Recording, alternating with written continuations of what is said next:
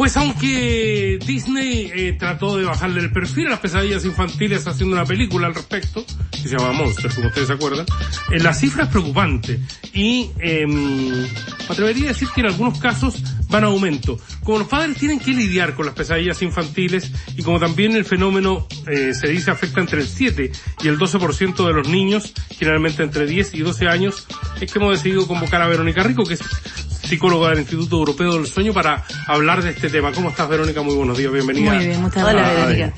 Gracias. Hay que partir haciendo la distinción entre una pesadilla que puede ser por un hecho puntual versus una pesadilla que se repite y que se puede transformar en un trastorno, ¿no? Efectivamente. Las pesadillas, entre paréntesis, normales, ocurren y les ocurren a niños, adultos, adolescentes, ¿no? Lo que pasa es que también depende de la frecuencia con la que se den. Es normal pensar que un niño puede tener pesadillas una vez al mes, 2 veces al mes, pero cuando se presentan una vez por semana o más diariamente, ya hay que ponerle más ojo. ¿Qué pueden producir las pesadillas infantiles? Las pesadillas infantiles como tal son benignas, porque no producen ninguna alteración, por así decirlo. Sin embargo, si se repiten con frecuencia y aumenta su intensidad, es verdad que pueden impactar en la calidad de vida tanto del niño como de los adultos, ¿no? De sus padres. Porque pueden provocar somnolencia diurna, pueden provocar, sobre todo en niños, mucho miedo a irse a dormir.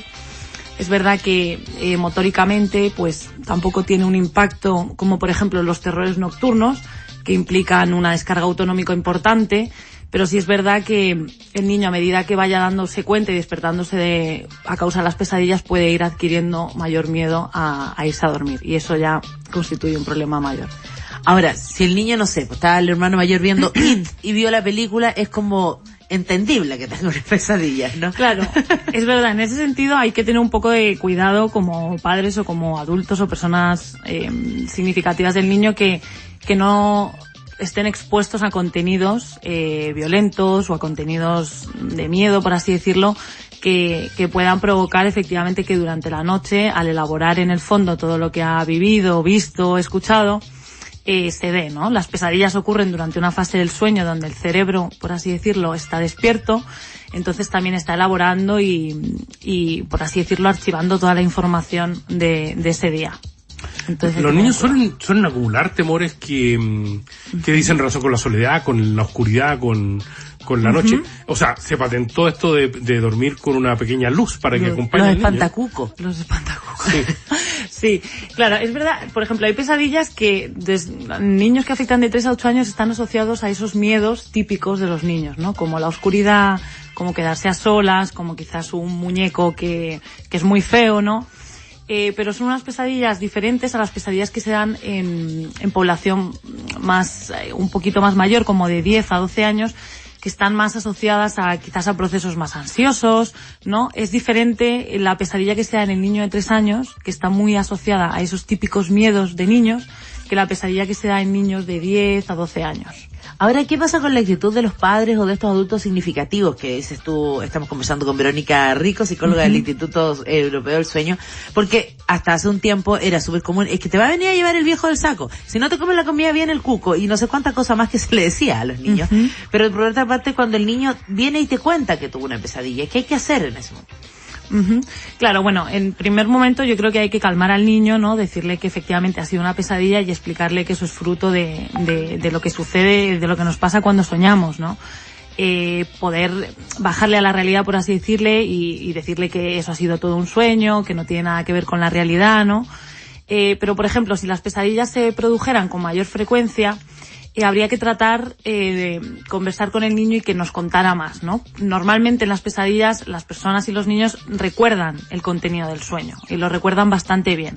Entonces, por ejemplo, si fuera repetida, un buen tip sería que los padres pudieran conversar con él qué es lo que pasa en la pesadilla, quién aparece, qué te dice, qué no te dice, ¿no? Para poder pensar un poco más allá en quizás alguna intervención más terapéutica, por así decirlo, aunque no sean los padres, ¿no? Pero poder de alguna manera evaluar si es que es una pesadilla que se repite siempre, si es que son pesadillas diferentes pero con un mismo contenido. Verónica, el trastorno del sueño habitualmente afecta a los niños con un decaimiento en términos generales durante el día, con mucha somnolencia, con problemas en en la convivencia social en el colegio. Todos estos síntomas, si los conociéramos, si supiéramos el origen, sería fácil. Hay muchos niños que ocultan sus pesadillas, ¿no? Yo te diría que, bueno, la verdad no sabría contestarte con certeza si es que ocultan la pesadilla, porque es bien difícil. Claro, sobre todo los niños más chiquititos se despiertan por la pesadilla. Entonces al despertarse muchas veces llaman a sus padres. Quizás con esa afirmación me iría más a esas pesadillas que les pasan a los niños un poco más mayores, ¿no? Que puede ser que, por ejemplo, a los 12 años, ¿no? Que están en una edad preadolescente, que están empezando a entrar quizás en esas vergüenzas, ¿no? En esos miedos, y que quizás en esa edad es más probable que le oculten una pesadilla a los padres. En una edad menor de 3 a 8, 9 años, yo creo que es menos probable. Ojalá lo puedan contar para poder intervenir eficazmente y prevenir en estadios mayores. Exactamente, si esto no se trata, los trastornos del sueño en el caso de los niños no se tratan, cuando son adultos se puede ir aumentando, se complejiza más el panorama. Claro, efectivamente se complejiza más de todas maneras, ¿no? Es verdad que depende del trastorno del sueño. Muchas veces es importante poder intervenir y evaluar con precisión qué es lo que le sucede al niño, porque puede ser, por ejemplo, un problema respiratorio que está provocando que el niño se despierte mucho. Okay. Si no identificamos bien eso se va a cronificar, ¿no? Por ejemplo, hay muchos niños que tienen las amígdalas muy grandes, y por ejemplo por la noche les cuesta mucho respirar y eso hace que se despierten, ¿no? Hay que tratar de identificar cuanto antes mejor qué es lo que está provocando ese miedo. Ahora, en general, hay muchos niños que tienen trastornos del sueño asociados a malas conductas, a malos hábitos de sueño, a irregularidad en las horas en las que se acuestan, se levantan, ¿no? Y muchas veces el tratamiento es más conductual, es más simple. Hablemos entonces de lo que los papás podrían hacer en las noches antes de que los niños se vayan a acostar. ¿Es bueno eso de leer cuentos, de cantar canciones? Sí, efectivamente es súper importante poder crear un ritual presueño para los niños, ya sean bebés, 5 años, 6 años, en donde vamos preparando, por así decirlo, a nuestro hijo para lo que se viene, que es dormir, ¿no? Y dormir es un hábito que ellos tienen que aprender, y tienen que aprender a dormirse solos. Nosotros les podemos ayudar a dormir, y en ese caso, pues por ejemplo, hay que tratar de que las 3 o 4 horas antes de irse a dormir sea un tiempo como más relajado, donde podamos compartir quizás un cuento o un momento como más de fomentar el apego, el buen vínculo, ¿no? Donde estemos como compartiendo con nuestro hijo. Pero ojalá no estemos haciendo una guerra de almohadas, ¿no? Tratando como de no activar o hiperactivar al niño horas antes o minutos antes de irse a dormir. ¿Qué es el Instituto Europeo del Sueño? Bueno, el Instituto Europeo del Sueño es un instituto, como la palabra dice, que llegó a Chile aproximadamente hace 1 año y medio. Se fundó en España, en Madrid. Y bueno, formamos un equipo multidisciplinario e interdisciplinario, ¿no? Donde tenemos neurólogos, otorrinos, tenemos psicólogos también. Que se ocupan del mal dormir, básicamente, ¿no? Exactamente. Desde niños tenemos neuróloga pediatra, neuróloga de adulto.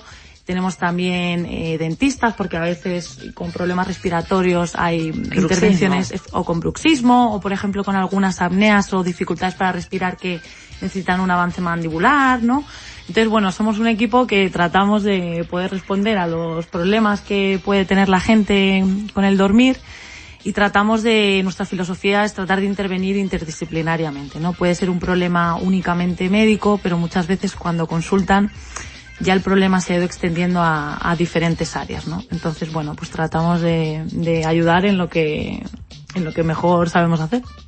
A propósito de un problema que se extiende, Verónica, ¿qué consecuencias puede tener en los niños esto del mal dormir?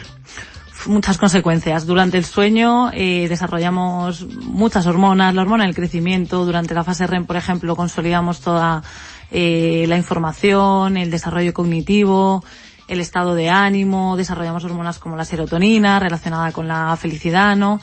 Y es muy importante que, independientemente de por qué el niño pueda tener problemas de sueño, las privaciones de sueño, dormir menos horas de las que debería o dormir irregularmente, bueno, pues puede provocar múltiples consecuencias en el niño. Sobre todo, muchas veces ese impacto se ve muy claramente en la escuela, ¿no? Es un niño que puede quizás bajar el rendimiento académico, puede estar más somnoliento, puede estar más irritable, ¿no? Entonces, es importante.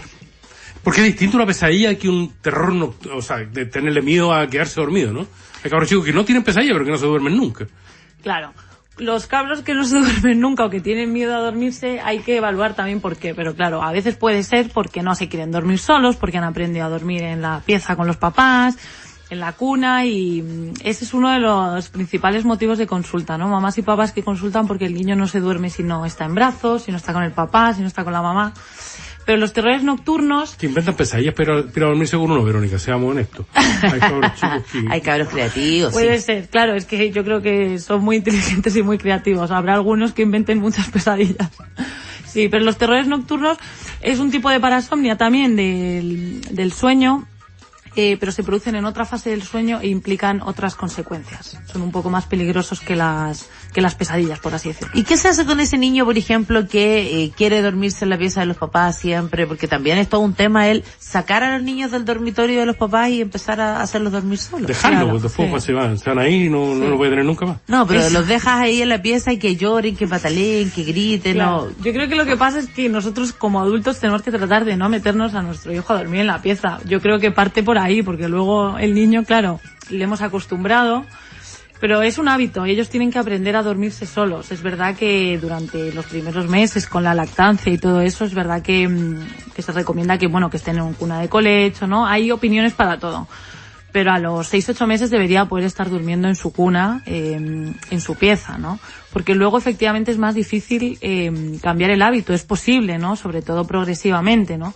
Pero muchas veces es de raíz, ¿no? Deja de dormir en la pieza y tiene que aprender a dormir en su pieza, en su cama o en su cuna. Y todo esto tratar de acompañarlo con rituales presueño, que él asocie, tratar de asociar su sueño con estímulos que no tengan por qué ser la presencia de la madre o del padre. Porque en el fondo ese niño, si él asocia el sueño con que el papá le toque la cabecita, cuando se despierte y no tenga al papá tocándole la cabecita, va a llorar. Porque él se ha quedado dormido con el papá tocándole la cabecita. Entonces hay que tratar de descondicionar ese tipo de cosas y poder agregar estímulos como puede ser el tuto, el biberón, no sé, una manta, un peluche, efectivamente. No el televisor ni el computador. No, por favor, ni los celulares, ni nada de eso. Ni contarles cuentos antes de quedarse dormido. O sea, le contáis la Caperucita Roja y no duerme más. No, yo creo que hay cuentos Hansel y más Gretel, favorables. Sí. Sí. Inventar, tener un poco de creatividad, ¿no? Sí, que quizás hasta él también pueda inventar, ¿no? Y que pueda crear ahí y añadir su dote de creatividad. Tú te viniste desde España para trabajar en el instituto, ¿no? No, yo ya estaba en Chile. Ah. Yo vine a Chile a estudiar un magíster. ¿Sí? ¿Relativo a esto?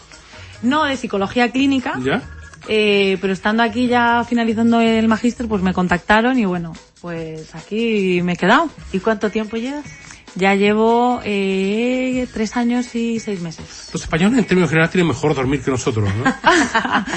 No sé, pero trabajamos menos horas. Sí. Trabajamos menos horas a la semana, sí. Duermen siesta algunos también. Sí, la siesta pero siesta de 20 minutos, no más. Y sí, trabajamos menos y puede ser que durmamos mejor por eso, no lo sé. La verdad que no sé si dormimos mejor que los chilenos. ¿Cuántas horas a la semana se trabaja en España, Verónica? 40 horas. Ah, las mismas que quiere la diputada Vallejo aquí en nuestro país. Sí, pero además hay maneras y maneras de trabajar me da la sensación que en España se trabaja de manera más amable, que hay un espacio de almuerzo más grato y esas cosas, ¿no? Sí, en España hay veces que la gente almuerza con la copa de vino, con la cerveza y no pasa nada. Sí. Hasta reuniones se tienen así. Las he visto. Sí. Pero bueno, la verdad que Chile es un país maravilloso también, por eso estoy aquí. ¿Sí? Sí. ¿No has Extraño tenido España. problemas de sueño?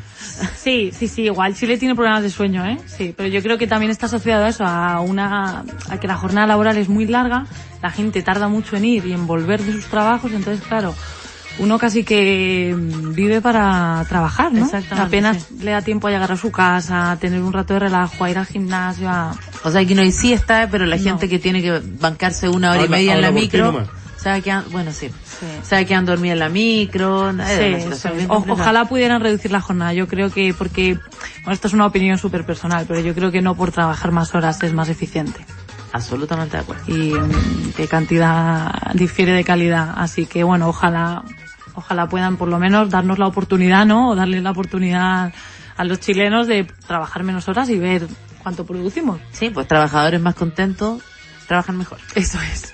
Verónica, muy agradecido que hayas venido a compartir tu experiencia con nosotros. Muchísimas muy gracias. Gracias. Para quedarse dormido, lo mejor es lo que recomienda Cami. Abrázame.